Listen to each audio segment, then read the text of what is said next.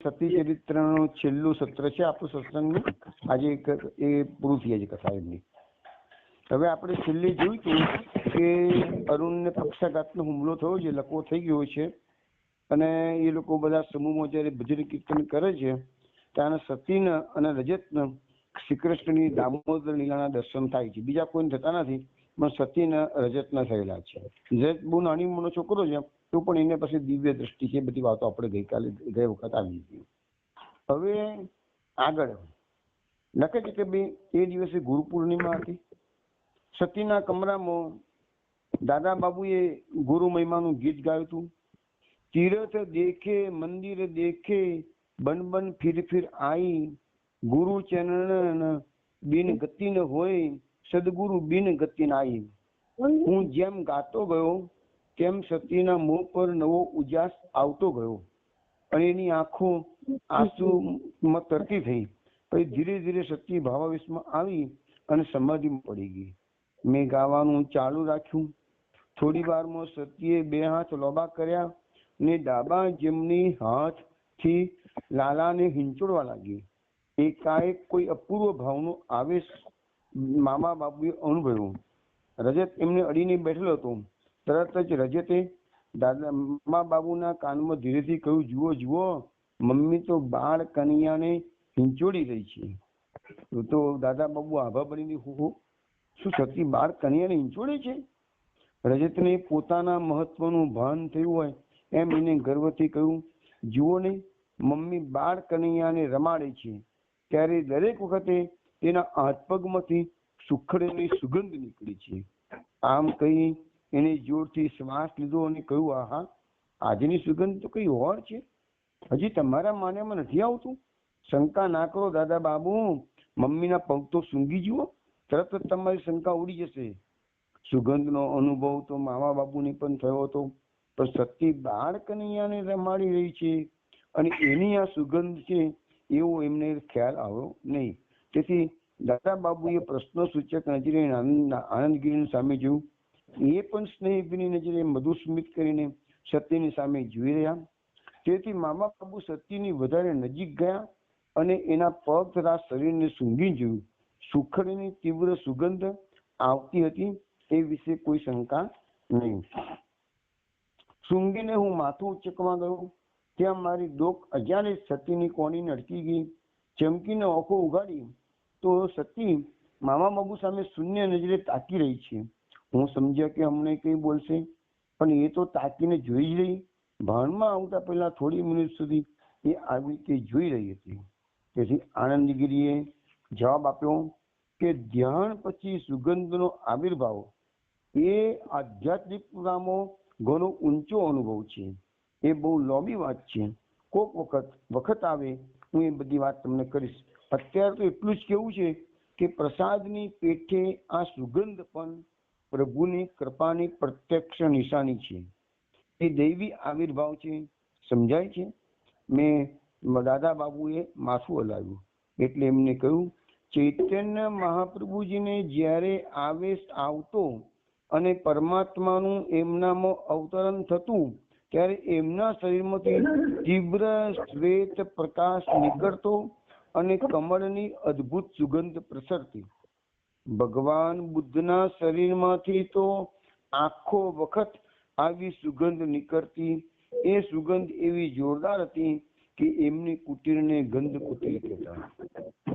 ઘણા યોગીઓના શરીરમાંથી તો તેઓ અમુક અવસ્થામાં હોય ત્યારે આવી દૈવી સુગંધ નીકળતી જોવામાં આવી છે. રજત વચમાં જ બોલી પડ્યો, તમારામાંથી પહેલે દિવસે નીકળતી હતી ને, મેં જાતે તમારા હાથ પગ જટા દાઢી સૂંઘી જોયા હતા. આનંદગીરી હસીને બોલ્યા, અરે રજત, તું ક્યારે સુધરશે? આ વાત કોઈને નહીં કહેવાનું મેં તને સત્ય કહ્યું નહોતું? રજત કસાય ક્ષોભ વગર એનો જવાબ લીધો, કહ્યું હતું મમ્મીએ, પણ મેં ક્યાં કબૂલ કર્યું હતું કે હું કોઈને નહીં કહું? હુકમ કરવાનું સહેલું છે, પણ પાળવાનું ઘણું અઘરું હોય છે. બધા હસી પડ્યા. કોઈ કાંઈ બોલ્યું નહીં. મામા બાબુએ સત્યની સામે જોયું. હવે સત્ય ભાનમાં આવી ગઈ હતી. પ્લીઝ વૈષ્ણવો મ્યુટ કરી દો ફોન, વચ્ચે ડિસ્ટર્બન્સ આવે છે સાહેબ. હા મા બાબુ, અત્યારે ગરમી લાગે છે, આપણે ઠંડી લાગે. હવે ભાઈ મ્યુટ કરો, ગરમી ઠંડી ની વાત પછી કરજો, 5:30 પછી. વૈષ્ણવો ઓ વૈષ્ણવો, વ્રજેશભાઈ વ્રજેશભાઈ અવાજ બહુ આવે છે તમારો, મ્યુટ કરો, ફોન મ્યુટ કરો. વ્રજેશભાઈ ફોન મ્યુટ કરો. હેલો વ્રજેશભાઈ તમારો ફોન મ્યુટ કરો. મ્યુટ કરો ભાઈ, આટલો બધો અવાજ બધાને ડિસ્ટર્બન્સ થાય છે. સોરી. હા, મા બાબુ જેને સત્ય ધીરે ધીરે કહેવા મળ્યું. હું મારા હાથમાં બાળ કનૈયાને હિંચોડતી હતી. મેં ઘણી વાર એના ચરણ કમળ ચૂમ્યા છે, પણ આજે તો એ મારા હાથમાં જ આવી ગયો. એ આવે છે ત્યારે મામા બાબુ આખી દુનિયા એની સુગંધથી મધમધી ઉઠે છે. હું તમને કેવી રીતે કહું, બાળ કનૈયાને રમાડવાનો આનંદ એટલે શું? ગુરુદેવ, તમે મને એના દર્શન કરાવ્યા છે. બોલતા બોલતા સતી આનંદગીરીના પગમાં ધડી પડી અને ફરી સમાધિમાં ડૂબી ગઈ. લગભગ 5 કલાક આ અવસ્થામાં રહી હશે. એ દરમિયાન મેં રજતે ગાયું, મોરી લાગી લગન ગુરુ ચरणन की, चरण बिना मुझे कछु नहीं भावे. झूठ माया सब सपन की, भव सागर सब सुख गया है. फिकर नहीं मुझे तरणन की, मेरा कहे प्रभु गिरधर नागर, उलट भई मोरे नयनन की. પછી એ દિવસે શું થયું કે સાંજે અરુણ કંઈક અસ્વસ્થ હતો. હજે એને એની માં અને બેનને ભૂલી શકતા ન હતા. આજે એને એ વિશે એક ભયાનક સપનું પણ આવેલું. તેથી અરુણ આજે વિવળ હતા. એમને દાદા બાબુ મામા બાપુને કહ્યું, હવે હું સતીના મંદિરમાં ધ્યાન પ્રાર્થના કરવા નહીં આવું. શી ખબર મને શું થઈ ગયું છે મામા બાબુ, મારું મન ચંચળ બની ગયું છે. કઈ જાત જાતના વિચારો આવે છે. મને થાય છે કે ઈશ્વરની કૃપા જો મને જીવાડતી હોય તો જિંદગી પરનો શું મને અપંગ કરીને રાખશે? અને જો હું આવો દયામની હાલતમાં જ રહેવાનો હોઉં તો મારે ઈશ્વરની કૃપાના ગુણ ગાયા કરવાની શી જરૂર છે? મામા બાબુ, હું હવે થાકી ગયો છું, મારાથી હવે નહીં બને. રજે તમારી વાત સાંભળી રહ્યો હતો. એકદમ બોલ્યો, અરે પપ્પા, કાલે રાતે મને ખબર પડી ગઈ છે કે બાલ ગોપાલ તમારો પગ સાજો કરી દેશે. સતીના ચહેરા પર એકદમ તેજ આવ્યું. રજતને છાતી સરસો દાબીને સતી બોલી ઉઠી, બેટા તારા મોંમાં સાકર. અને ત્યાં તો અરુણનો ઉદ્વેગ ચાલી ગયો. એ પેડાવાળી ખુરશી ચલાવીને સતીના કમરામાં પ્રાર્થના સમય જોડાઈ ગયા. આજે આનંદગીરીએ રજતને ગીત ગાવાનું કહ્યું અને એને મારી પાસેથી નવું જ શીખેલું ગીત મધુર કંઠે ગાવાનું શરૂ કર્યું. એ ગાતો હતો, એવામાં ક્યાંક એવું કશુંક બન્યું કે જેનું કેવી રીતે વર્ણન કરવું એ હું સમજી શકતો નથી. તો શું બન્યું? એકાએક ઓરડાની હવા જાણે બદલાઈ ગઈ. કોઈ અદ્રશ્ય હાજરીનો મને ભાસ થયો. તાળમાંથી લઈને પગ સુધી કોઈ અદ્ભુત શાંતિનો પ્રવાહ વહી રહ્યો હતો. ત્યાં અચાનક ગાવું બંધ કરીને બોલી ઉઠ્યો, મમ્મી મમ્મી, જો આ બાળ કનૈયો તો પપ્પાના પગ ઉપર ચડવા જાય છે. પપ્પા, તમે આ બાળ કનૈયાને ચડવામાં મદદ કરો ને, એ બહુ નાનો છે, એને તકલીફ પડે છે ચડવામાં. હું ચમકી પડ્યો. એ જ વખતે સતી ઊભી થઈ ગઈ અને હાથ જોડીને પ્રાર્થના કરવા લાગી, હે પ્રભુ, હે મારા બાળ કનૈયા, હે મારા વાલા લાલા. અને પછી એકદમ તે અરુણ તરફ ઝડપથી પગલા ભરીને આગળ વધી અને જાણે કે બાળકને ઊંચકવા માટે જતી હોય એમ નીચે નમી. અને એટલામાં રજત બોલી ઉઠ્યો, મમ્મી, બાળ ગોપાલ જતા રહ્યા. મમ્મી, તું થોડી મોડી પડી. એમને પપ્પાના પગ પર જવું હતું પણ ચડી શકતા ન હતા. એટલો નાનો બાળ ગોપાલ છે. એ જ વખતે આનંદગીરી જમીન પર લોબા થઈને પગે પડ્યા છે. સતીના શરીરમાંથી પેલી દિવ્ય સુખડની સુગંધ આખા ઓરડાને ભરી રહી છે. મારું હૃદય તો જાણે હથોડા પડતા હોય એમ જોરથી ધબકવા લાગ્યું. કારણ કે સતી, આનંદગીરી અને રજત ત્રણેય બાળ કનૈયાના દર્શન કર્યા હતા. એ વિશે કોઈ શંકા નહોતી. માત્ર હું એટલે કે મામા બાબુ અને અરુણ એ દર્શનથી વંચિત રહ્યા હતા. પણ થોડા દિવસ પછી અરુણે મને કહ્યું કે મારી પેઠે એને પણ હવા એકદમ બદલાઈ જતી અનુભવી હતી અને એના આખા શરીરમાં અકથ્ય આનંદ અને શાંતિનો એને અનુભવ કર્યો હતો. તે વિશે વાત કરતા અરુણે મને કહ્યું કે રાતે સતી કનૈયાને મદદ કરવા ગઈ ત્યારે એના શરીર દ્વારા બાળ કનૈયાની સુગંધ આપણને સૌને પ્રસાદી રૂપે મળી હતી. જો કે મને બાળ કનૈયાની ઝાંખી થઈ નહીં, પણ એની સુગંધની પ્રસાદી પામી હું તો ખુશ થઈ ગયો. અત્યાર સુધી જે મને નહોતું સમજાયું તે હવે એકદમ સમજાઈ ગયું. પ્રભુના દર્શન તો મને ન થયા, પણ મારા હાડોહાડમાં હું એમને અનુભવી શક્યો. હે મામા બાબુ, પ્રભુ તો આપણા ઉપર સદા એની કૃપા વરસાવે જ કરતા હોય છે, પણ આપણે તો એને ભૂલી જઈએ છીએ. આપણે કેવા નગુનિયા છીએ, આપણે કેવા પાપી છીએ. મને હવે સમજાય છે કે પસ્તાવો કરવાથી કે જાત પર દયા ખાવાથી આમાં કાંઈ ન હોય. ઈશ્વરને નજરો નજર જોવાનો મનમાં દૃઢ સંકલ્પ કરવો જોઈએ અને એમાં નડતી તમામ ઈચ્છાઓને વાળી જોડીને સાફ કરી નાખવી જોઈએ અને આપણું સર્વસ્વ, આપણી જાત સુદ્ધા પ્રભુને સમર્પણ કરી દેવા જોઈએ. અરુણની આ શ્રદ્ધા યથાર્થ હતી. બાલ ગોપાલનો અરુણના પગને સ્પર્શ થયો હતો. એ જ રાતે અરુણના ડાબા પગનું ચૈતન્ય પાછું આવતું દેખાયું. અમે બધા બેઠા જ હતા. અરુણ એકદમ આવેશમાં આવીને બોલી પડ્યો, અરે મારો પગ હાલે છે, જુઓ જુઓ. અમે એના ડાબા પગનો અંગૂઠો હાલતો જો. વિચાર કરો, પક્ષાઘાતનો હુમલો હતો. બાલ ગોપાલ આવીને એના પગ પર ચડવેલા છે. એના સ્પર્શ માત્રથી પક્ષાઘાત મટી ગયો. બીજે દિવસે સવારે ખાટલામાં બેઠા બેઠા અરુણ એનો ડાબો પગ વાળી શક્યો. અઠવાડિયામાં તો અમારી મદદથી ધીરે ધીરે ડગલા પડતો પણ થઈ ગયો અને પખવાડિયામાં તો કોઈની પણ મદદ વગર ચાલીને અરુણ એકલો આનંદગીરીની કુટીરમાં ગયો અને આનંદગીરીના પગમાં પડી રડી પડ્યો. એક પણ શબ્દ બોલ્યા વગર એના હૃદયમાં એની આભારની લાગણી અને ગુરુ કૃપાનો આનંદ અરુણે વ્યક્ત કર્યો. અરુણ હવે પક્ષાઘાતમાંથી સંપૂર્ણ સાજો થઈ ગયો હતો. હવે મામા બાબુ કહે છે કે જગતમાં અનેક રૂપે અનેક પ્રકારે ઈશ્વર સામર્થ્ય પ્રગટ કરે છે. આ બાબતમાં હિન્દુઓ ખરેખર ગર્વ લઈ શકે, કારણ કે એવું કદી માન્યું નથી કે ઈશ્વરને પ્રાપ્ત કરવાનો માત્ર એક જ રસ્તો છે. હિન્દુ ધર્મમાં ઈશ્વરનું માત્ર નામ એક છે અને ઈશ્વરને વાલો માત્ર એક ધર્મ છે.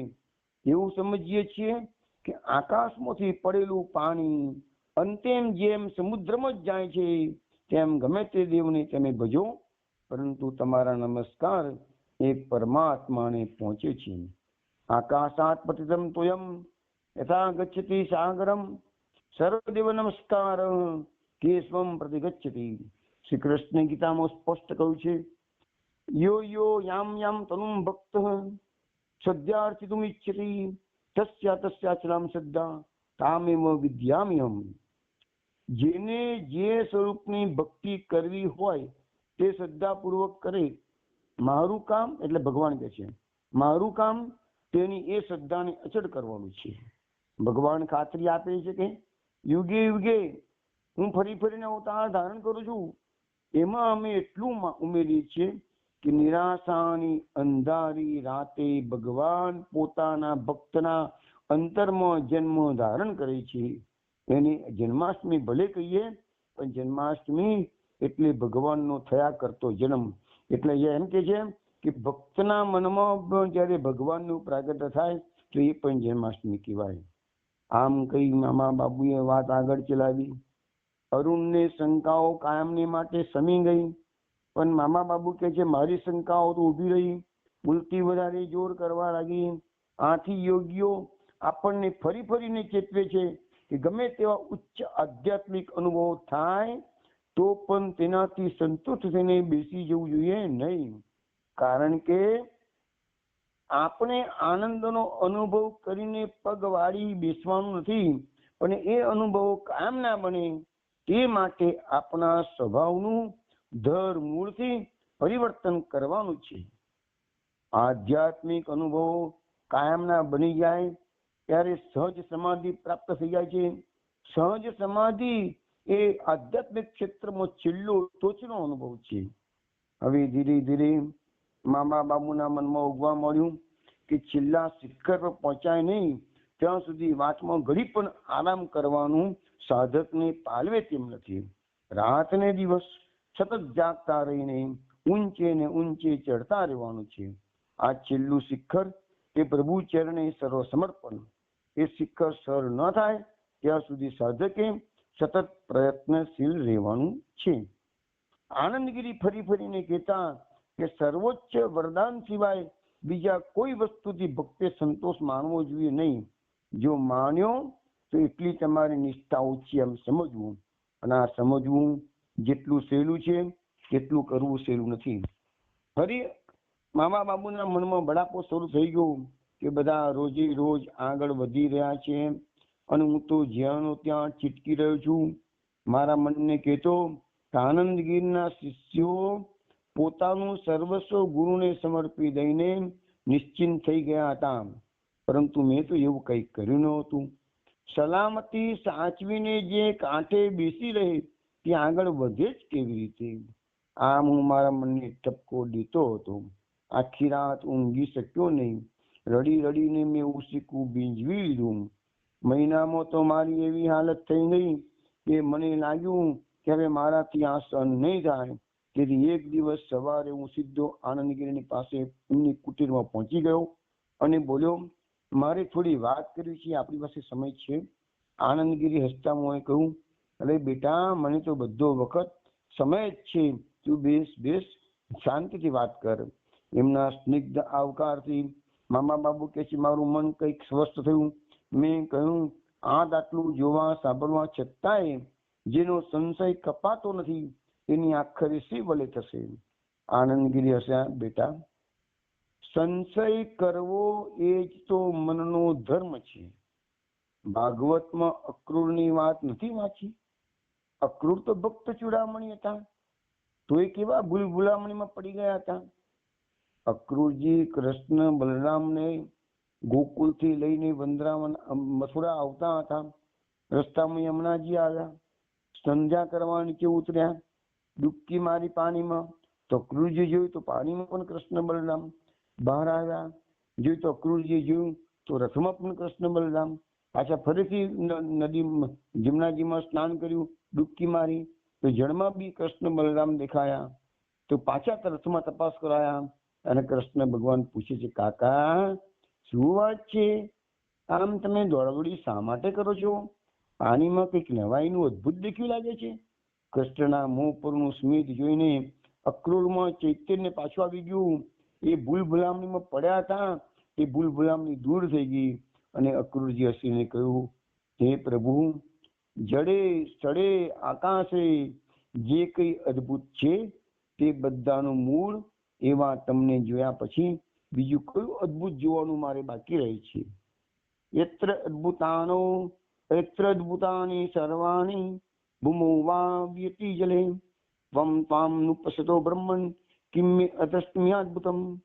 મેં કરુણ હાસ્ય કરીને કહ્યું, પરમ ભાગવત અક્રૂર જેવાની જો આવી દશા થતી હોય તો પછી મારે આશા ક્યાંથી રાખવાની? આનંદગીરીએ કહ્યું, બેટા, તારી નિરાશાને વધારવા માટે આ દ્રષ્ટાંત નથી આપતો, પરંતુ તને હિંમત આપવા માટે આ કહું છું. જ્યાં સુધી આપણે મનના રાજ્યમાં જ રહેવા માંગીશું ત્યાં સુધી સંશય, દ્વંદ્વ, દ્વિધા, અવિશ્વાસ રહેશે જ. પરંતુ મામા બાબુએ પૂછ્યું, પરંતુ મારા મનના ઇલાકાની બહાર પગ દેવાનો કોઈ રસ્તો મને તો દેખાતો નથી, એટલે હું લાચાર છું. આનંદગીરી થોડી વાર ચૂપ રહી બોલ્યા, ના બેટા, ઉપાય નથી એમ કેમ? અનેક સાધકો અનેક રસ્તે અનેક રીતે ભગવાનની પાસે પહોંચ્યા છે, પરંતુ હું તો માત્ર એક જ રસ્તાની વાત કરી શકું છું, કારણ કે એક જ રસ્તો હું જાણું છું, અને એ છે માત્ર ને માત્ર ભક્તિ. ભગવાન પર પ્રેમ કરી શકાય તો તમામ સંશયો છેડાઈ જાય છે. આનંદ મામા બાબુએ પૂછ્યું, પણ મારા સંશયો ક્યાં છેડાયા છે સ્વામીજી? આનંદગીરી સ્નિગ્ધ સ્વરે કહ્યું, જરૂર છેડાશે બાબા, એક ચિત્તે સાધના કર. તો એક વાત સમજી લેવાની જરૂર છે, સિદ્ધિઓ સાધનાના અંતે આવે છે, પહેલા નહીં. સિદ્ધિ એ પરિણામ છે, પરિણામ પહેલું ક્યારે ના આવે, છેલ્લું આવે છે. તેથી એને ફળ કહે છે, સિદ્ધિ કહે છે. ભક્તિ સાધનાની બાબતમાં પણ એવું જ છે. કોઈ પણ સાધના સહેલી નથી. બંગાળમાં ચંડીદાસ કરીને ભક્ત થઈ ગયા. ચંડીદાસ આવા મહાન સાધક હતા. એમને પણ બંગાળમાં કહ્યું છે કે એ જે લખ્યું છે કાવ્ય, એનું ગુજરાતી બોલું છું. ચંડીદાસ કહે છે, બધા પ્રેમ પ્રેમ કરે છે, પણ પ્રેમ કઈ એવો સહેલાથી મળતો નથી. પ્રેમ કઈ ઝાડ પર બેસતો નથી, કઈ તેથી ગમે ત્યાંથી જોડી લઈ આવીએ. જેના અંતરમાં પ્રેમની જંઘરા છે, પ્રેમનું ગાન છે, અને રોમે રોમે જેને પ્રેમની સાધના છે, તે પ્રેમનું રત્ન પામે છે, મહાભાગ્યશાળી છે. એમ બોલતા બોલતા એમની આંખો ભીની થઈ ગઈ. એમની માના ખભા પર સ્નેહથી હાથ મૂકી કહ્યું, પણ તું શું કરવા આટલી ચિંતા કરે છે બેટા? જે આટલું સરસ ગાઈ શકે છે તે ઈશ્વર પર પ્રેમ કરી શકતો નથી, એમ કેવી રીતે કહી શકાય? તો પછી આવી રીતે એ લોકોનો વાર્તાલાપ ચાલતો હતો. અને ત્યાં સતી આવી પહોંચી, આનંદગીરીને પગે લાગી અને બોલી, મામા બાબુની સાથે વાત ચાલે છે, તું અત્યારે થોડી વાર પછી આવું, ગુરુદેવ બહાર રહ્યો. તને કીધું આનંદગીરી, ના ના, તું બરાબર સમય જ આવી ગઈ છે બેટા. હું હમણાં જ આ મામા બાબુને હું જે કહેવા જતો હતો તે તમે બધાએ સાંભળ્યું, એવી મારી ઈચ્છા છે. સતી આનંદમાં આવી ગઈ. તેમને કહ્યું, અરુણ અને રજત બહાર ઉભા છે, અમે ખાસ એક કામે આવે છીએ. અરુણ સાજો થઈ ગયો એની ખુશાલીમાં અમે એવો નિર્ણય કર્યો છે કે એની બધી માલ મિલકત અમોને ગુરુદેવને અર્પણ કરી દેવી છે. ના ગુરુદેવ, હવે તને આમ કહેશો તો અમે માનવાના નથી. આવ આવ અરુણ, મામા બાબુ પણ હાજર છે. તમે મને હમણાં જે કહેતા હતા તે તમારા હું જ ગુરુદેવને કહું. ગુરુદેવ, આજે મારા સુખનો પાર નથી. અરુણ બોલી નાખો જે કેવું હોય તે. અરુણે આનંદગીરીના ચરણોમાં પ્રણામ કર્યા, રજતે પણ પ્રણામ કર્યા, અને અરુણે બીતા બીતા કહ્યું, હે ગુરુદેવ, તમારું શું અજાણ્યું છે કે મારી પાસે તમે બોલાવડાવો છો? આનંદગીરી તેજસ્વી સ્મિત કરીને કહ્યું, તારી વાત ખરી જ છે અરુણ. તું નિષ્કિંચન થવા માંગે છે તે હું જાણું છું, અને હું એનો સ્વીકાર કરું છું. આપણે આપનું સર્વસ્વ અને આપણે જે કંઈ છીએ તે બધું ભગવાનને સમર્પી દેવું જોઈએ. વાસ્તવમાં બધું ભગવાનનું જ છે, આપણું કંઈ છે જ નહીં. પરંતુ માણસ નિષ્કિંચન બને છે, સંપૂર્ણપણે નિરાધાર બને છે, ત્યારે જ તેને મોટામાં મોટી સહાય મળે છે. આ વાત આનંદગીરી મહારાજ કહે છે કે આ વાત હું દિલીપને મારા જીવનના દ્રષ્ટાંત પરથી કહેવા જતો હતો.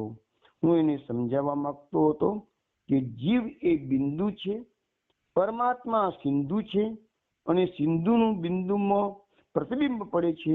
એટલું જ નહીં, પણ બિંદુમાં સિંધુ સમાઈ જાય છે.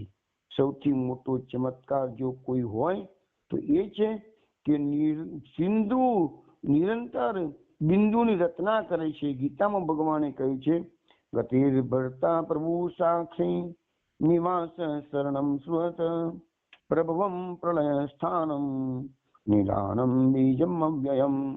હું ભગવાન કહે છે, હું જ સર્વની ગતિ છું, હું જ સર્વનો પોષણ કરનારો છું, પ્રભુ છું, સાક્ષી હું છું, નિવાસ હું છું, શરણ છું, સુરત છું, ઉત્પત્તિ પ્રલય અને સ્થિતિ છું, આધાર છું, અવિનાશી બીજ પણ હું છું. બોલતા બોલતા આનંદગીરી મહારાજે આંખો મીચી દીધી. તેઓ સમાધિમાં ડૂબી ગયા. બધાએ તેમના ચરણોમાં પ્રણામ કર્યા. પછી આનંદગીરી સમાધિમાંથી જાગૃત થયા. ત્યારે તેમના જીવનની જે કથા કહી તે માન્યામાં ન આવે તેવી અદ્ભુત અને આનંદદાયક છે. હવે તેમના શબ્દમાં અહીંયા આપણે રજૂ થાય છે. હવે અત્યારે મૂળ વસ્તુ શું છે કે આનંદ હરિદ્વારના આશ્રમમાં બધા ભેગા થઈને રહે છે. દિલીપ કુમાર રાયને હજુ એમના ગુરુ મળ્યા નથી. આનંદગીરી મહારાજે એને દીક્ષા આપવાની ના પાડી છે. એ બાકીના બીજા બધા જેટલા સાધકો તો રહે છે, હરદયાલ, પ્રભુદયાલ, સતી, અરુણ, રજત અને હિંમત ખાં આ બધાને દીક્ષા આનંદગીરી આપી દીધી છે. પણ દિલીપ કુમારને કીધું છે કે તમે તો તમારા ગુરુ તો અરવિંદ ઘોષ છે, હું તમને દીક્ષા આપી શકું નહીં. ગુરુ ભગવાન નક્કી કરે છે, મનુષ્ય નક્કી કરતો નથી. એ વાત બધી આનો જે સાર છે એ છે. એટલે દિલીપને એનું બહુ દુઃખ છે, દિલીપ કુમાર રાયને. એટલે એની બધી વાત છે.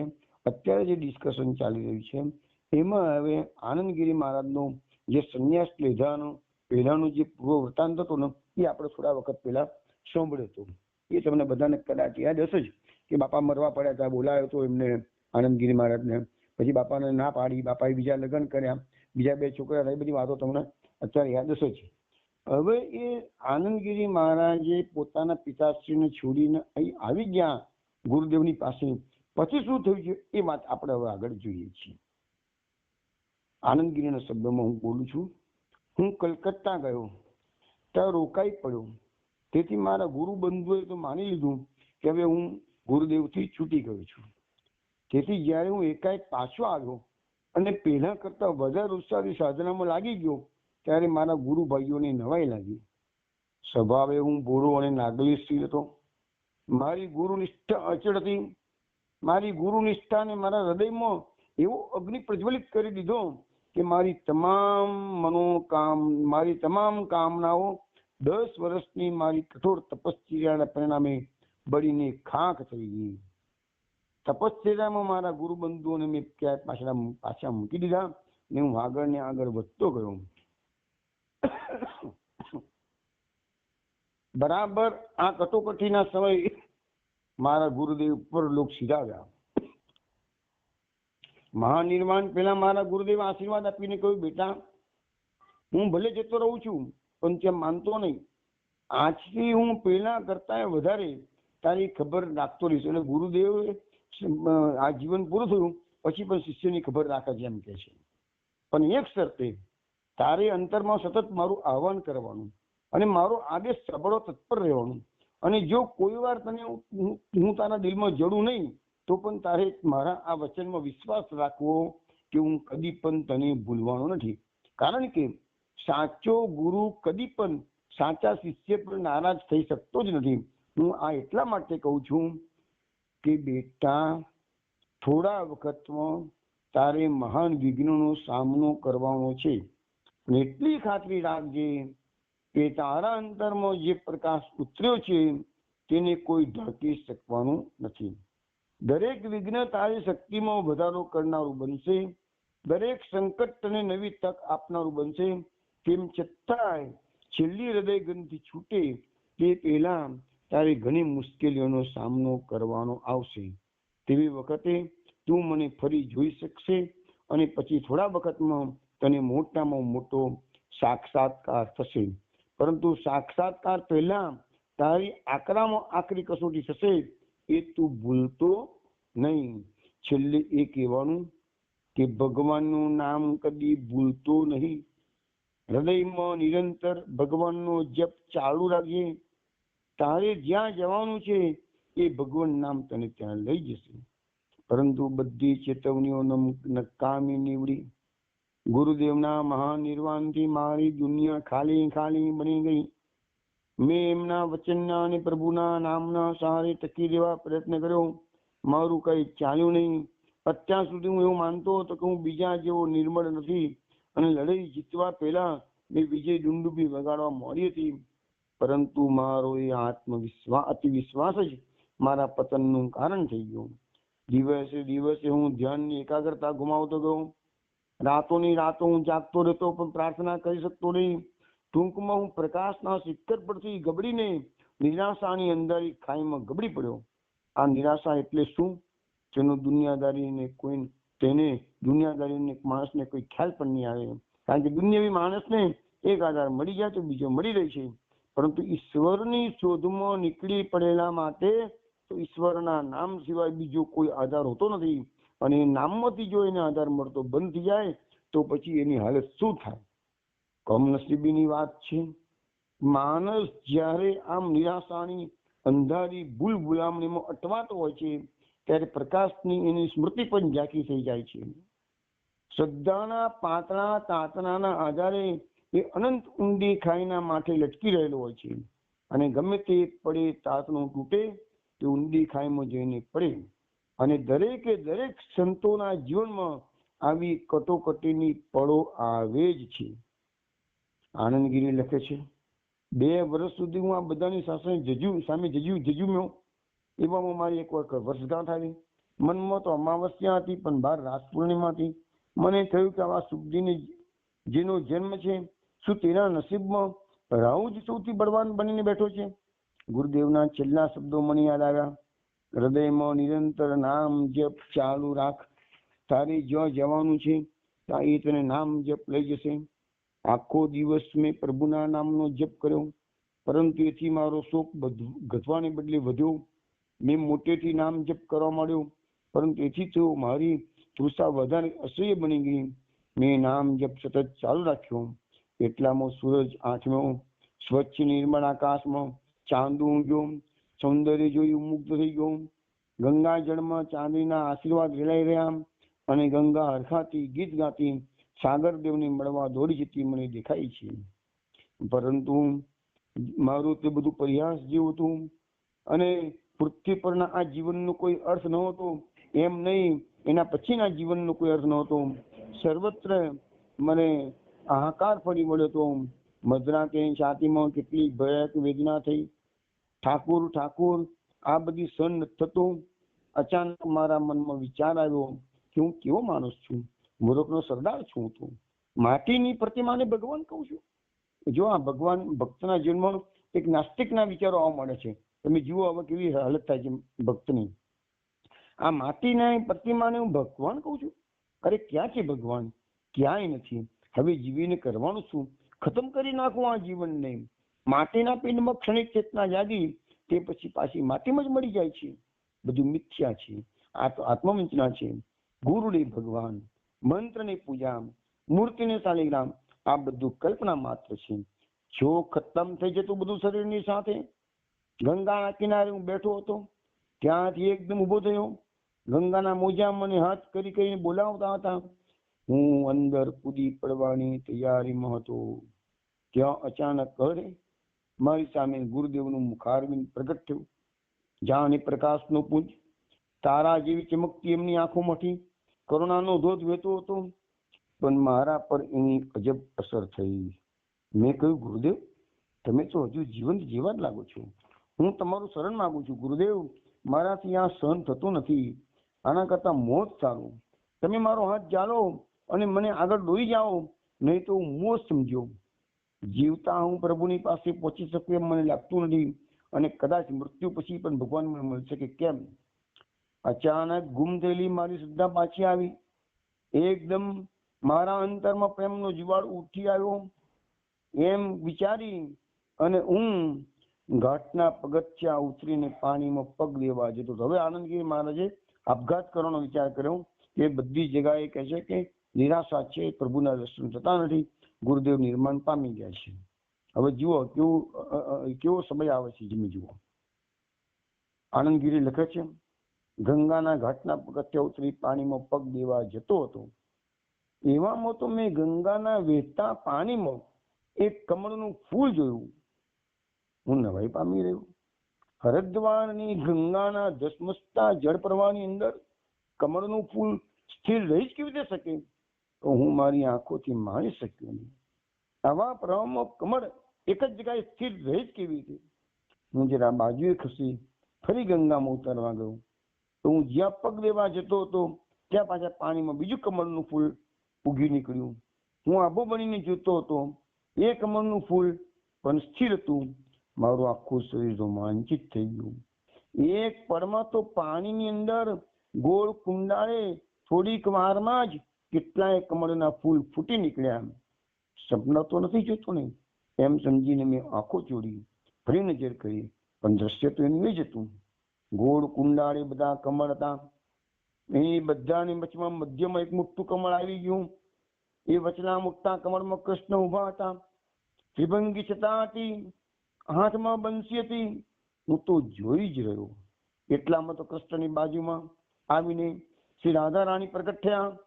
તેની સાથે ગોળ કુંડાળી ઉગી નીકળ્યા. અનેક કમળોમાં એક એક કમળમાં એક એક ગોપી પ્રગટ થઈ. રાસ પૂર્ણિમાનો દિવસ હતો. અકથ્ય આનંદ અને વિસ્મયથી મારું અંતર ભરાઈ ગયું. મને થયું કે મારા શરીરના અણુએ અણુમાં જાણે દિવ્ય દ્રષ્ટિ પ્રાપ્ત થઈ ગઈ છે. મારા શરીરનું એક એક રક્તબિંદુ જાણે ઠાકોરની બંસીનો નાદ સાંભળી રહ્યું છે. બંસી બજવી શરૂ થઈ કે ગોળ કુંડાળે ગોઠવાયેલા કમળો નાચવા લાગ્યા. રાધા કૃષ્ણની આસપાસ ફરવા લાગ્યા. યુગલ મૂર્તિની આસપાસ ગોપીઓએ રાસ રમવાનું ચાલુ કર્યું. કયા ગાડે? ગંગાજીની મધ્ય ધારામાં. એ અદભુત નુપુર ઝંકારની હું શું વાત કરું. આખી સૃષ્ટિ જાણે ઝંકારમાં ઓગળી ગઈ. બંસીના મધુર નાદની સાથે મેં ગોપીઓના કંઠમાંથી નીકળતું અપાર્થિવ કીર્તન સાંભળ્યું. હવે કયું અપાર્થિવ કીર્તન? એ કીર્તન એ જ આ પુષ્ટિમાર્ગનું મધુરાષ્ટક. અધરમ મધુરમ વદનમ મધુરમ નયનમ મધુરમ હસિતમ મધુરમ હૃદયમ મધુરમ ગમનમ મધુરમ મધુરાધિપતે રખિલમ મધુરમ ગીતમ મધુરમ પીતમ મધુરમ ભુક્તમ મધુરમ સુપ્તમ મધુરમ રૂપમ મધુરમ તિલકમ મધુરમ મધુરાધિપતે રખિલમ મધુરમ ગોપી મધુરા લીલા મધુરા યુક્તમ મધુરમ ભુક્તમ મધુરમ ઇષ્ટમ મધુરમ શિષ્ટમ મધુરમ મધુરાધિપતે રખિલમ મધુરમ ગોપા મધુરા ગાઓ મધુરા યષ્ટિર મધુરા સૃષ્ટિર મધુરા દલિતમ મધુરમ ફલિતમ મધુરમ મધુરાધિપતે રખિલમ મધુરમ. તો આ ગીત એટલે કે આપણું મધુરાષ્ટક એ ગોપીઓએ સમૂહમાં આગળ ગંગાના કિનારે ગાયું. આનંદગીરી મહારાજે આ કીર્તન સાંભળ્યું. સંત મહાત્માઓ કોઈ વખત આપણને મદદ કરવા માટે પૃથ્વી પર ઉતરી આવી છે. આ વાત ભાગવતમાં પણ લખેલી છે કે ભગવાનના પાર્ષદો ભગવાનના ભક્તોને મદદ કરવા માટે પૃથ્વી પર વિચરતા હોય છે. હજી એ ગીતનો ધ્વનિ મારા કાનમાં ગુંજે છે. આમ કહી એની આંખો મીચીને ગનગનવા માંડ્યું. પછી આનંદગીરીએ આનંદથી છલકતા મુખે કહ્યું, બસ તે દિવસથી ઠાકુર મને છોડીને કદી ગયા નથી, એક પળ પણ. મામા બાબુ લખે છે કે મારો તો જાણે શ્વાસ બંધ થઈ ગયો. મેં કહ્યું, તમે આખો દિવસ એમના દર્શન કરો છો? આનંદગીરી હસીને કહ્યું, માત્ર આંખો વડે પ્રભુના દર્શન નથી કરતો બેટા, હું તો રોમે રોમથી પ્રભુને જોઉં છું. એ દર્શન એટલે શું તે હું શબ્દોમાં કેવી રીતે સમજાવું? આપણા મન ઇન્દ્રિયો વડે આપણે ગમે તે પામીએ ને તો પણ એનો જેમ આરંભ છે તેમ અંત છે. પરંતુ ઠાકુરના રૂપ, રસ અને માધુર્યનો કોણ પાર પામી શકે છે? શ્રી રાધા જેને ઓળખે છે. આમ કહીને દિલીપ કુમારે ગાવા મળ્યું, જન્મ અવધિ હામ ઓ રૂપ નિહારલું, નયન નાન તિરપત ભેલ, લાખ લાખ યુગ હિયે રાખવું, તબુ હિયા જુડન ગેલ. એટલે એનો અર્થ એવો થયો કે જન્મ ધર્યો તે પરથી હું એનું રૂપ નિહાળું છું, તોય મારી આંખો હજી તૃપ્ત થઈ નથી. લાખ લાખ યુગો સુધી મેં એના હૈયાને મારા હૈયામાં રાખ્યું, તોય હજી મારું હૈયું ઠર્યું નહીં. મામા બાબુએ કહ્યું, ઉપનિષદમાં મેં વાંચ્યું હતું કે ભગવાનને પામવાનો માર્ગ અસ્ત્રાની તીખી ધાર પર ચાલવા જેવો કઠણ છે. એટલા માટે તો કહે છે ને કે હરિનો માર્ગ છે સુરાનો, નહીં કાયરનું કામ જોને. આધ્યાત્મિક માર્ગ એટલો જ સરળ હોય તો બધા આ ભૌતિક વાત છોડીને અધ્યાત્મ વાત સ્વીકારી લે. પરંતુ આવા બધા વચનો ચોપડીઓમાં વચમાંથી જેવા લાગે છે તેના કરતા સંત મહાત્માના મુખે સાંભળવાથી સાવ જુદા લાગે છે. આનંદગીરીના મુખે તેમની અંતરંગ સાધનાનો ઇતિહાસ સાંભળતા સાંભળતા મને કેવી લાગણી થઈ કે હું શબ્દમાં નહીં સમજાવી શકું. તેથી માત્ર એટલું જ કહીને સંતોષ માની કે એ સાંભળીને મારી આંખો આગળથી જાણે પડદો હટી ગયો. પરંતુ આ સાંભળવાના આનંદની બીજી બાજુ તો વિષાદ છે. આશાની સાથે નિરાશા છે. તેથી આ પ્રસંગ પછી એક તરફથી મારા મનમાં એવો વિચાર આવ્યા કરતો હતો કે મારી આવી દશા ક્યારે થશે, ક્યારે હું ગળાના જોરે નહીં પરંતુ સિદ્ધિના ગંભીર સુધી ગાઈ શકીશ કે ભગવાન મારી આંખોનો પ્રકાશ છે, ગળાનો હાર છે, પ્રાણનું ધન છે, હૃદયનો નિશ્વાસ છે. ત્યારે બીજી બાજુ મને મનમાં બીક લાગ્યા કરતી હતી કે આ બધું સ્વપ્નની પેઠે ઉડી જશે. એ બધું વિસ્તારથી કહેવાની જરૂર નથી અને 1000 વાર કહું તો એ કોઈ સમજી શકશે નહીં. અરુણ સાજો થયો પછી તો અરુણ સાવ જુદો જ માણસ બની ગયો હતો. નોકરી તો અરુણે છોડી દીધી હતી. હવે નિયમિત પ્રમાણે જપ ધ્યાન વગેરે કરતા હતા. જોતજોતા મહિના મોંનો દેખાવ બદલાઈ ગયો. કોઈ વખત સતી હું એકલો ઉતારે કહેતી, જુઓ મામા બાબુ, જરા ધ્યાનથી જુઓ, વિષાદના પાતાળમાંથી સાધુ મહાત્મા સિવાય કોણ માણસને આનંદના શિખર પર લઈ જઈ શકે એમ છે? સંસારી લોકો છાતી ફૂલાવીને કયા કરે છે કે અમે કેવા પરોપકારી છીએ, અમે કેટલા દવાખાના, નિશાળો અને ઘાટો બંધાવી છે. અરે ધામધૂમથી એમના વરઘોડા નીકળે છે. પરંતુ આપણા અંતરની તૃષ્ણા શું આ બધાથી મટી જાય છે? સાધુ મહાત્મા સિવાય કોઈ આપણો સ્વભાવ બદલી શકે છે? તે મોંમાં આંખમાં આંગળા નાખી બતાવી દઈ શકે છે કે કેમ કરીને સામે પાર જઈ શકાશે, કેમ કરી પરમ લાભની પ્રાપ્તિ થશે? જે પ્રાપ્ત થતા બીજો કોઈ લાભમાં લાભ દેખાતો નથી. આવું બધું સાંભળીને મારી આશા તો ક્યાંય દબાઈ જતી.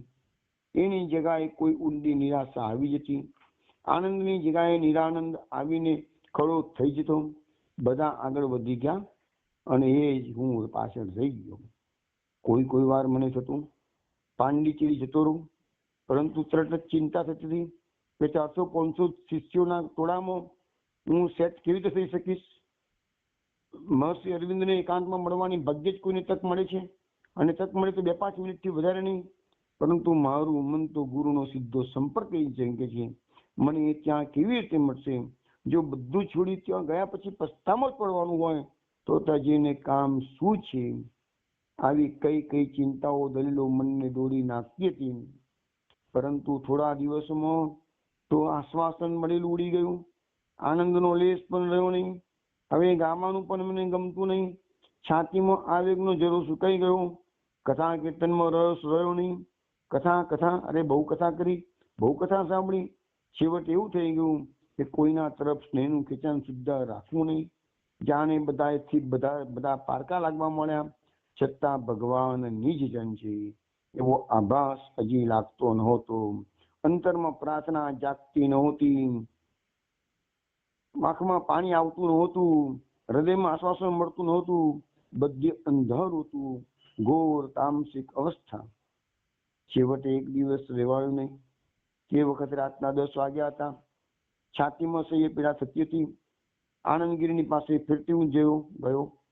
સ્વામીજી, મારા દુઃખથી હું બીતો નથી, કારણ કે દુઃખ વિના ભગવાનની પ્રાપ્તિ થતી નથી એ હું જાણું છું.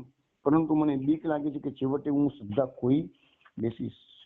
આનંદગીરી એકી થશે. દિલીપની સામે જોઈ રહ્યા. મારાથી હવે રહેવાતું નહીં. મેં વ્યાકુળ ભાવે એમના પગમાં માથું મૂકી દીધું. મારાથી હવે ખમાતું નથી. મારે શું કરવું મને સીધું કહી દો. મારી બાબતમાં મારે સાચું શું જાણવું છે? સત્ય કેવળ સત્ય. આનંદગીરીએ મામા બાબુના માથા પર સ્નેહથી હાથ ફેરવતા કહ્યું, બેટા, ઉપનિષદના ઋષિઓએ કહ્યું છે કે હિરણમયેન પાત્રેણ સત્યસ્ય અપિહિતમ મુખમ. સુવર્ણના ઢાંકણ વડે સત્યના પાત્રનું મોં ઢોકેલું હોય છે. ઢાંકણ માયાનું આવરણ છે અને મોહ છે, તેથી તો એને સોનેરી કહ્યું છે. મેં તરત જ કહ્યું, એ ખરું, પણ સાથે સાથે એમ પણ કહ્યું છે ને કે પૂષણ તત્વમ અપાવૃણું સત્ય ધર્માય દ્રષ્ટિ. સત્યની ખોજ કરવા વાળા માટે પ્રભુ તું એ ઢાંકણને હટાવી દે. આનંદગીરી હસીને કહ્યું, પણ યમરાજાએ નચિકેતાને એવું નથી કહ્યું કે એવા સત્ય ધર્મીઓ બહુ જૂજ હોય છે? અને મારા નમેલા મસ્તક પર હાથ મૂકી તરત જ તેમને કહ્યું, જો મારા આમ કહેવાનો અર્થ તું સત્ય ધર્મી નથી એવું ના સમજતો. મેં તને કેટલી વાર કહ્યું છે કે તું અધિકારી છે. ઉતાવળે આબા ના પાકે. સત્યનું નગ્ન તે જોઈ શકવા જેટલી આંખો સમર્થ બને નહીં, સત્યનું એ ઢાંકણ દૂર થતું નથી. આપણે તૈયાર ન થઈએ ત્યાં સુધી ગુરુએ રાહ જોવી પડે છે. ફળ પાકે નહીં ત્યાં સુધી ઝાડ પરથી તે તોડાય નહીં. અને મેં સામે જવાબ આપી દીધો, સ્વામીજી, ફળને કેટલીક વાર કાચું ઉતારી ગરમીથી પકાવવામાં આવે છે અને ઢાંકણ બહુમાર સુધી રહેવા દેવામાં આવે તો જોખમી બની જાય છે. માટે દયા કરી આ ઢાંકણ દૂર કરો અને મારે શું કરવું એ મને સીધું કહી દો. આનંદગીરીએ કહ્યું, પણ તું સાંભળે છે ક્યાં દિલીપ? જાણે મને કોઈ ચાપકો માર્યો. મેં કહ્યું, હું સાંભળીશ, વચન આપું છું. આનંદગીરીએ તરત જ શાંત સ્વરે કહ્યું, તું સવારે જ પાંડિચેરી જવા નીકળી પડ ને ગુરુના ચરણમાં પડ. દિલીપ કુમારે શિક્ષકંતે કીધું, પરંતુ મને ત્યાં નહીં ફાવ્યું તો? જો સ્વામીજી, આપને આપણા ગુરુજી તરફથી પહેલેથી જ પહેલા ધડાકે કેટલું બધું મળી ગયું, પરંતુ મહર્ષિ અરવિંદ હું ખૂબ આકર્ષાયો છું. છતાં પણ જ્યારે હું મારા અંતરમાં તપાસ કરું છું ત્યારે મને માલુમ પડે છે કે એમની પાસેથી હું કઈ જ પામ્યો નથી. હા, પામવામાં એક પામ્યો છું, દ્વિધાનો તાપ અને સંશયનો અંધકાર, પરંતુ એ કઈ લાભ કહેવાય નહીં. તેથી મનમાં રહ્યા કરે છે, જે કઈ પામું, જેને લાભ એવું કહેવાય તો હું બધું છોડવા તૈયાર છું, પરંતુ મળવા પાત્ર કશું મળ્યું નથી, અને જે છે એ બધું કોઈ બસું. એ કેવી વાત! આનંદગીરીના મોહ પર જુદા પ્રકારનું હાસ્ય ફૂટી નીકળ્યું. તેમને કહ્યું, બાબા, આ માર્ગ લાભની આશાએ લેવાનો નથી, કારણ કે તમે મને અમુક આપો એની કિંમત રૂપે હું ત્યાગ કરું એ તો સોદો થયો કહેવાય. સંસારીઓના સોદા કરતોય આ સોદો વધારે ખરાબ છે. સંસારીઓનો મૂળ મંત્ર એક જ હોય છે, હું અને મારું, પણ સાધકોનો મંત્ર જપ તો એ જ છે કે તું ને તારું. તેથી આ માર્ગનું મુખ્ય પાથેય સંચય નથી પણ ત્યાગ છે. જે ત્યાગ કરતા બીને છે તે અભાગ્યો કશું પામતો નથી. મારા ગુરુદેવે મને પહેલો જ પાક એ આપેલો કે સંચય કરનારા દિવાળું કાઢશે અને સર્વસ્વનો ત્યાગ કરનારા સર્વ પામશે. આજે પહેલી વાર મને મનમાં જરી દુઃખ થયું. બેટા, અમલ, શ્યામ ઠાકુર, સતી કદી કોઈએ મારે સોદો નથી કર્યો, અને અરુણ જેવા અરુણે પણ નહીં. પરંતુ આટલું જાણવા વાળું, આટલી સૂઝ સમજ વાળું કે છેવટે ઉઠીને અને ગુરુદેવ ઉભા થઈને જતા રહ્યા. મારું મન રડી પડ્યું, હે માં ધરતી, મને માર્ગ આપ. હું મારા કમરામાં પાછો આવ્યો. તે વખતે રાતના 11 વાગ્યા હતા. મહાષ્ટમીનો ચંદ્રમા આકાશમાં ચમકતો હતો અને એની ચાંદની નીચે ગંગા જળમાં રેલાતી હતી. ચારે દિશાઓ સ્તબ્ધ હતી. હું નાના બાળકની પેટે ભાગી પડ્યો. ઓશિકામાં મોં સંતાડી હું ખૂબ રડ્યો. જિંદગીમાં હું આવું કશું રડ્યો નહોતો. અરે મોઢે બડી બડી વાતો કરું છું અને ભગવાનની સાથે આટલા દિવસ કેવલ સુદાની વાત કરતો આવ્યો છું. આંસુમાંથી મને શક્તિ મળી. મારી તમામ જુગાઓ એક પલકમાં કપાઈ ગઈ. મારા સંસારો ઉડી ગયા. એ નિસ્તબ્ધ મધરાતે કાગળ અને કલમ લઈને હું પાંડિચેરી અરવિંદને લખવા બેસી ગયો કે મારું જે કઈ છે તે બધા સાથે આપના ચરણમાં સમર્પિત થઈ જાઉં છું. આ અકિંચનને શરણે લો, નહીં તો ગંગાજીમાં પડી અને આ દેહનું વિસર્જન કરવા સિવાય મારી પાસે બીજો ઉપાય નથી. અને 2 દિવસ તો પાંડિચેરી, 2 દિવસમાં જ પાંડિચેરીનો તાર આવી ગયો. દિલીપ, આવી પહોંચ, આ તારું ઘર છે. આશીર્વાદ, આશીર્વાદ, મહર્ષિ અરવિંદ. સતી અને ગુરુદેવને તાર બતાવ્યો, બધી વાત કરી. આ 2 દિવસ સુધી હું કેવળ મારા કમરામાં જ ભરાઈ રહ્યો. એમ કહું તો ચાલે. સાંજે નામ કીર્તનમાં પણ જતો નહોતો. કોઈએ મને બોલાયો પણ નહોતો. માત્ર સતી 2 ટંક મારા કમરામાં ખાવાનું મૂકી જતી, કઈ પણ બોલ્યા ચાલ્યા વગર. તેમાંથી હું થોડું ખાતો. મોટા ભાગનું પડી જતું. પાછળથી મેં જાણ્યું કે આનંદગીરીએ સૌને પહેલેથી કહી દીધું હતું કે કોઈએ દિલીપને કશું પૂછવું નહીં. સતીને તેમની ધીરજ આપી હતી કે અત્યારે દિલીપની અગ્નિ પરીક્ષા ચાલે છે અને અગ્નિમાં બળ્યા વિના કદી કોઈ શુદ્ધ થતું નથી. સતી મારા મોએ બધી વાત સાંભળી દળ આંસુએ રડી પડી અને મને પ્રણામ કરીને બોલી, તમે જાઓ મામા બાબુ, ગુરુ ચરણમાં શરણ થઈને સાર્થક થઈ જાઓ. તમે તો મારો કેવો મોટો આધાર છો. જરા અટકીને સતી ફરતી બોલી, મામા બાબુ, એક વાત આજે કયા વિના રહી શકતી નથી. જ્યાં પહેલા મેં કદી મોહ ખોઈને કહી નથી. એક રીતે કહું, તમે જ મારા પહેલા ગુરુ છો, કારણ કે મારા મનને ભગવાન તરફ વાળનાર પહેલા તમે જ છો. જેમ ગુરુદેવના મનને વાળનાર સ્વામી બ્રહ્માનંદ અખાલ મહારાજ હતા, પરંતુ આટલેથી વાત પતતી નથી. આ પછી પણ પુનશ્ચ રહે છે. આપણે બધાએ એક જ લક્ષ્ય તરફ નદી સમુદ્ર બની વહે તેમ જઈ રહ્યા છીએ. એટલે આપણે બધાએ પરસ્પરના અંતરંગ રહીશું. મામા બાબુ, શું કહું તમને, આજે તમને છોડતા આનંદથી મારી આંખો ભીની થઈ જાય છે. તમારી પાસેથી અમે આવી જ આશા રાખી રહીએ છીએ. આનંદગીરીનું મુખ જળ અડી ઉઠ્યું. તેમને આશીર્વાદ આપીને કહ્યું, આવું જ હોવું જોઈએ બાબા. પ્રાપ્તિનો મંત્ર આ જ છે. આમ આપવું, કેવળ આપવું, પરંતુ ભગવાનની પાસે કે ગુરુની પાસે કશું માગવું નહીં. માગવું માત્ર શરણ. પછી રહેમત સત્યની મોટર લઈને અરવિંદ કુમાર દલીપ કુમાર રાયને પાંડિચેરી મૂકવા ગયા છે. આખે રસ્તો એમની આંખોમાંથી કહેવાય આનંદાશ્રુ વધ્યા છે. એ આનંદની શું વાત કરું. આખો વખત એક ગીતની લીટીનું એમના મનમાં ગુંજન થયા કરતું. સ્વર્ગ ઉતરી આવ્યું છે, પૃથ્વી પર સ્વર્ગ ઉતરી આવ્યું છે. એ રોમાંચ, એ આનંદ, એ અનુભવ તો જેને ભોગ્યું હોય તે જ જાણે. અહીંયા આપણે સત્યનું ચરિત્ર પૂરું કરીએ છીએ વૈષ્ણવો.